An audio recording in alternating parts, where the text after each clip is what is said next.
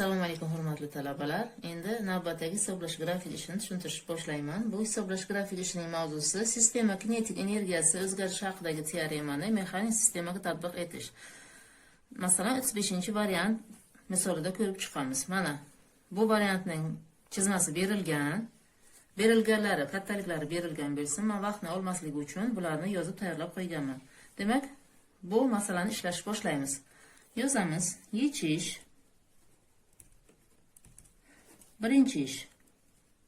Birinchi ishning mazmuni shundan iborat. Demak, bu bizga berilgan mexanik sistema tarkibidagi jismlar nimalardan iborat? Yozamiz: mexanik sistema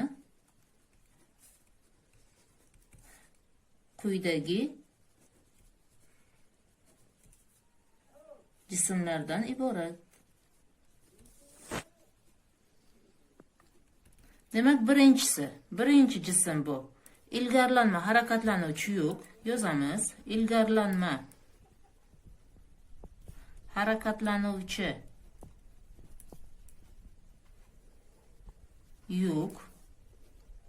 Ikkinchisi, mana qo'zg'almas o'q atrofida aylanuvchi baraban.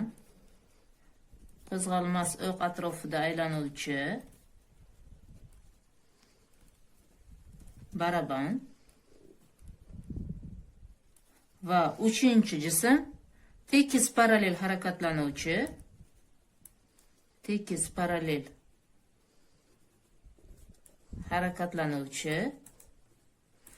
g'ildirakdan iborat. Birinchi jismning tezligini topish uchun sistema kinetik energiyasi o'zgarishi haqidagi teoremadan foydalanamiz. Demak, sistema kinetik energiyasi o'zgarishi haqidagi teorema quyidagicha yozamiz: T minus T0 barobar summa AEK plus summa AIK.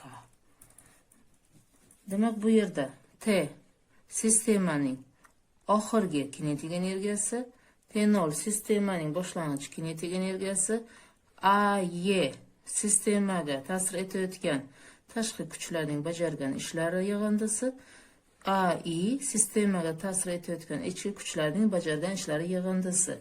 Demak, biz sistemaga ta'sir etayotgan ichki kuchlarning bajargan ishlarini yig'indisini 0 ga teng deb olsak, u holda birinchi tenglamaning ko'rinishi quyidagicha o'zgaradi.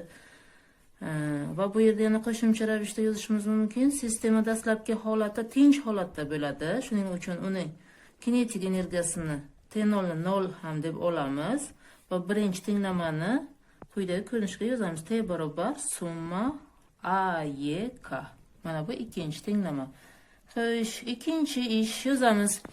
Demak, ikkinchi formulaga ko'ra T barobar summa AEK yozamiz. Demak, sistema kinetik energiyasini hisoblaymiz. T. Demak, sistemamiz 3 ta jismdan iborat bo'lganligi uchun sistema kinetik energiyasi mana shu 3 ta jism kinetik energiyasi yig'indisidan iborat. Yozamiz: T barobar T1 plus T2 plus T3. Uchinchi formula. T1 birinchi jismning kinetik energiyasi. T1 birinchi jismning kinetik energiyasi. T1 birinchi jism mana ilgarilanma harakat qilayotganligi uchun ilgarilanma harakatda kinetik energiya sizga ma'lum m1 v1 kvadrat taqsim 2. m1 berilganga e'tibor qilsangiz m ga teng, v1 kvadrat taqsim 2. Demak, bu 4-chi. Ikkinchi jismning kinetik energiyasini yozamiz. Ikkinchi jismning kinetik energiyasi T2. Demak, bu kinetik energiyalarni aniqlashda bizga jismlarning harakatini bilish muhim hisoblanadi. Ikkinchi jism qo'zg'almas o'q atrofida aylanma harakatlanadigan baraban edi. Demak, qo'zg'almas o'q atrofida aylanma harakatda kinetik energiya T2 I2 omega 2 kvadrat taqsim 2. Bu 5-chi formula. Bu yerda I demak, o'qqa nisbatan inersiya momenti, omega esa ikkinchi jismning burchak tezligi. Mana bu ikkita kattalikni aniqlashimiz kerak. Xo'sh, ikkita kattalikni aniqlash uchun biza birinchi bu yerda tezliklar orasidagi munosabatni belgilashimiz kerak. Mana bu yerda birinchi jismning tezligi yo'nalishi mana v1, bu s masofa. Xo'sh, birinchi jism va ikkinchi jism o'zaro arqon vositasida birikkan. Mana birinchi jism kelib, ikkinchi jismga mana bu A nuqtaga birikadi. Bu yerda A nuqtaning tezligini belgilasak, mana VA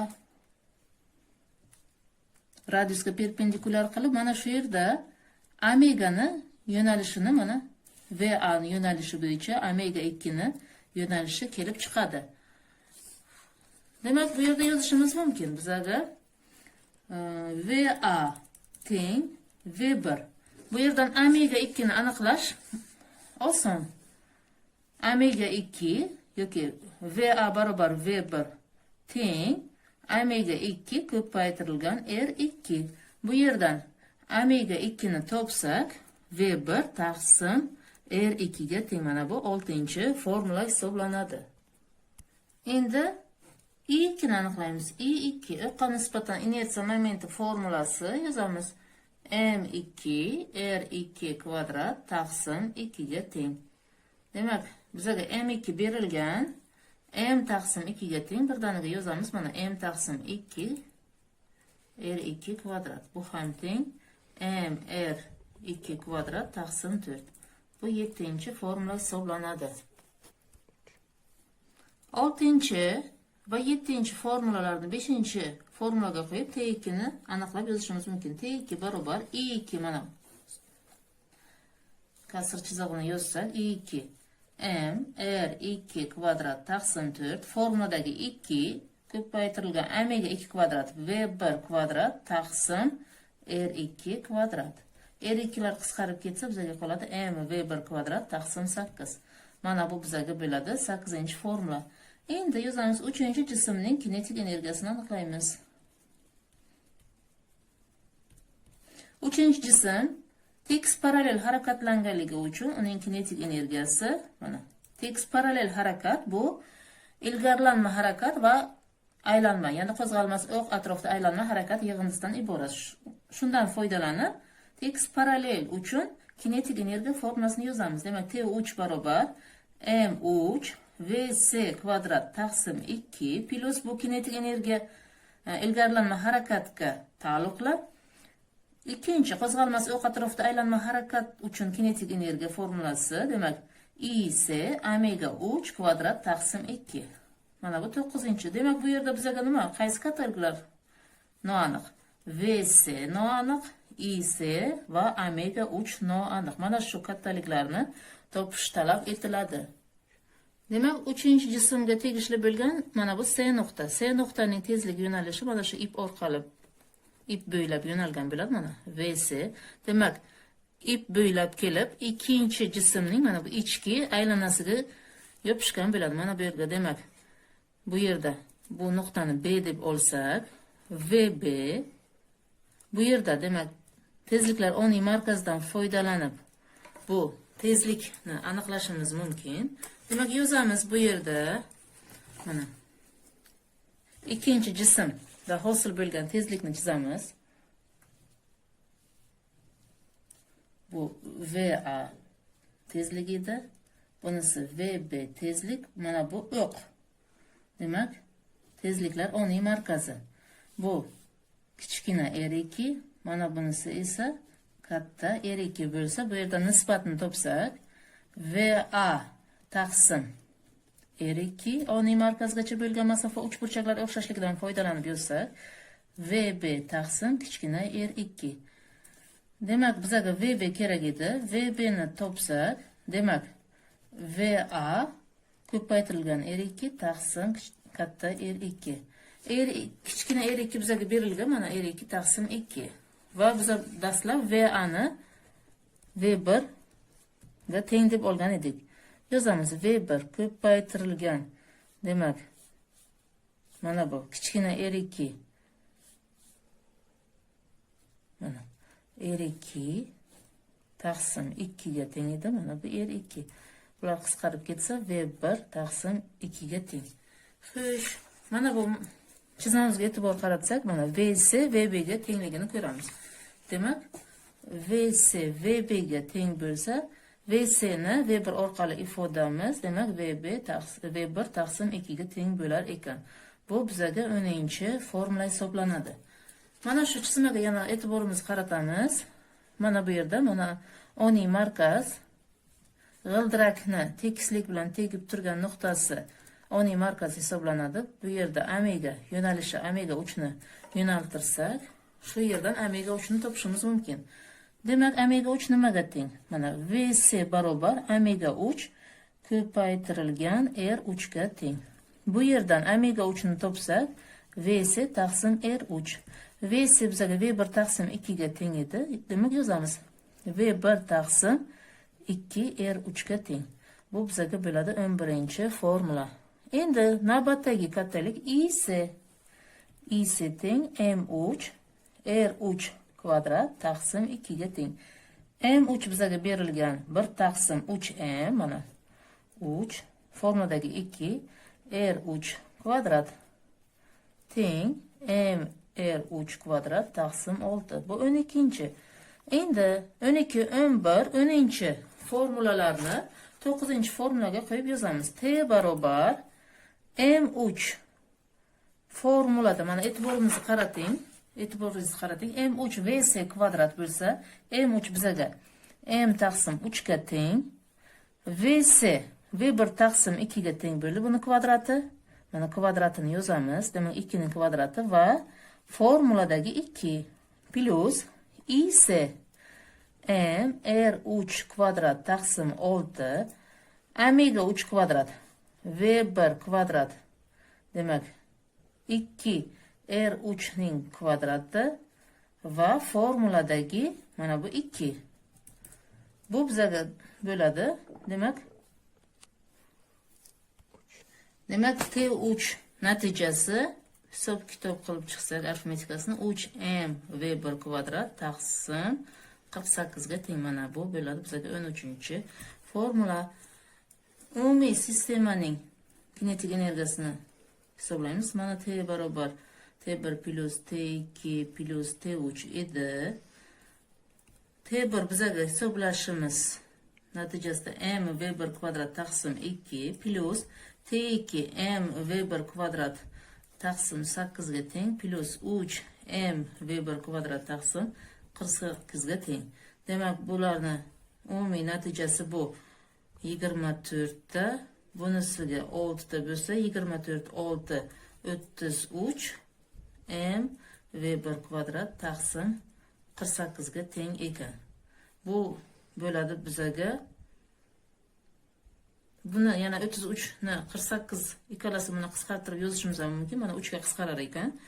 11 V1 kvadrat taqsim 16. Bu bizga bo'lsin 14-formula. Mana biz sistema kinetik energiyasini hisobladik. U 11 V1 kvadrat taqsim 16 ga teng. 3-ish mazmuni shundan iborat. Sistemaga ta'sir etayotgan tashqi kuchlarning bajargan ishlarini hisoblaymiz.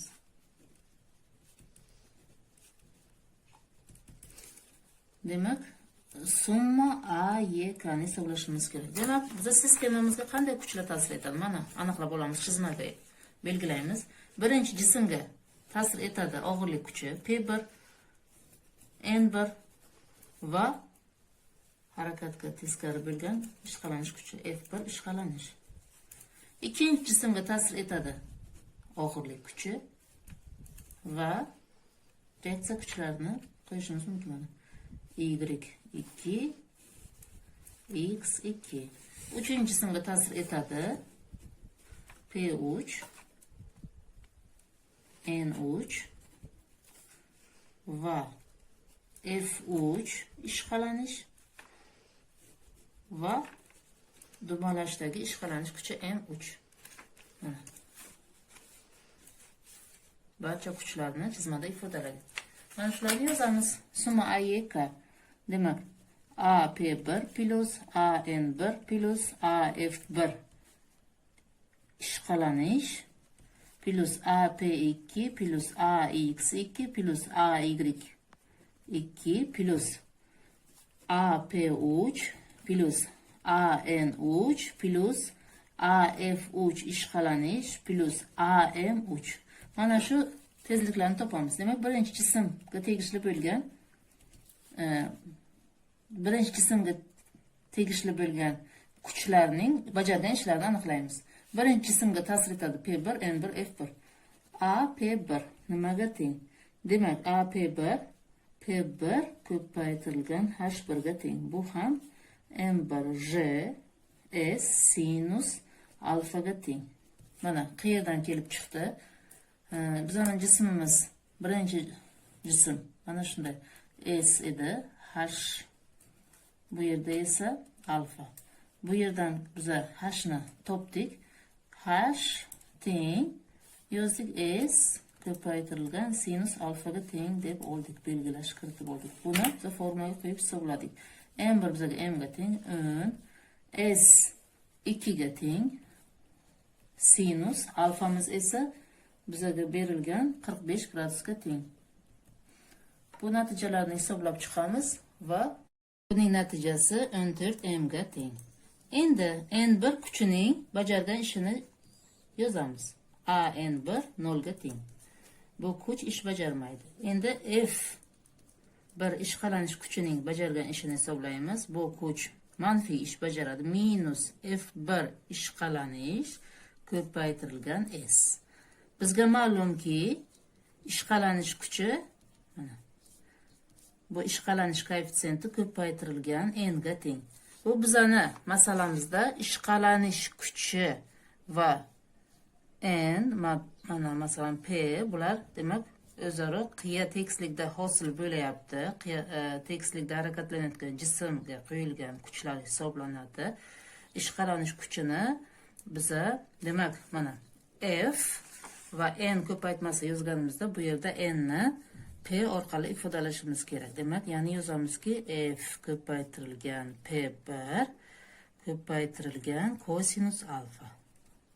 Mana bu natijani formulaga qo'yib, mana bu formulaga qo'yib yozsak, demak A F1 ishqalanish barobar minus F birdaniga M1 J kosinus alfamiz bizga berilganiga qarasak agar alfamiz 45 gradusga teng.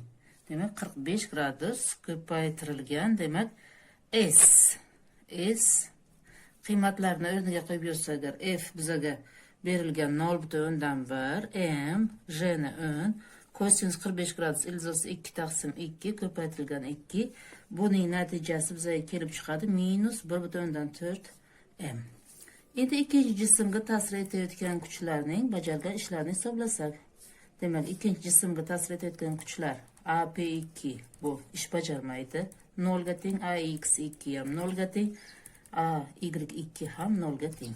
Endi uchinchi jismga ta'sir etayotgan kuchlarning bajargan ishlarini hisoblaymiz. AP3. Demak, bu kuch ham manfiy ish bajaradi. Minus P3 ko'paytirilgan H3. Demak, P3 M3 J. Bu yerda H3 ni yuqoridagidek demak S orqali ifodalamoqchi bo'lsak, S ko'paytirilgan sinus beta. Mana S orqali ifodalanishini men tushuntirib o'taman. Demak, mana bu S, bu esa H3, bu yerda esa beta.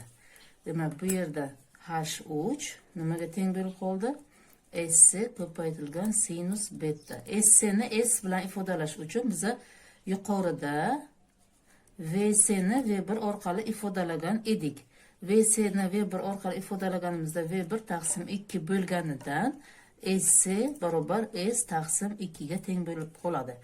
Demak, mana bu ikkinchi formulaga qo'yib yozsak, bu natijalarni minus M3 J ko'paytirilgan S taqsim 2 sinus 30 gradus.